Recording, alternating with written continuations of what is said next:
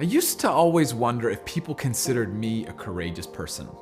Most people probably wouldn't think themselves courageous. We tend to reserve that title for others. At least I know I did. Me? Courageous? Maybe. But I could certainly point to more times in my life when I felt afraid than when I felt courageous. I can think of moments in middle school where I was afraid to stand up for myself. Moments in college when I felt afraid to pursue full-time ministry because at the time my dad didn't approve. And even moments now in my adult life today where I'm afraid to mess up this whole parenting thing. I used to think having courage meant not being afraid, but I had it wrong.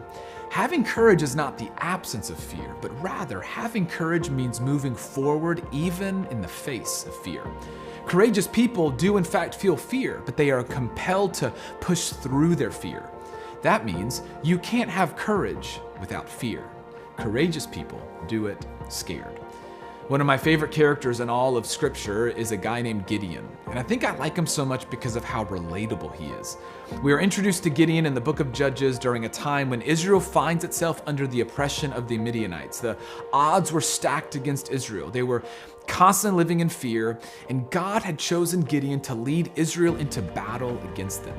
But Gideon was terrified. He gives God all the valid reasons why he is not capable. Honestly, you have to appreciate his self-awareness. But God's response, not empty affirmation. He knew what Gideon was and wasn't capable of.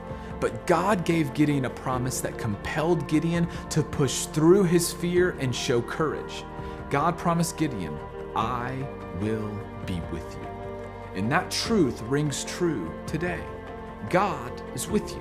God is with me. No matter what I face, no matter what I'm walking through, even when things aren't going the way my control freak self had all planned out, or even when I'm down and hurting, my God is still with me. So I want to ask a question that could shake up your life in the best possible way. What would you do if you were confident that God was with you? For me, the answer to that question has looked different during various seasons of my life.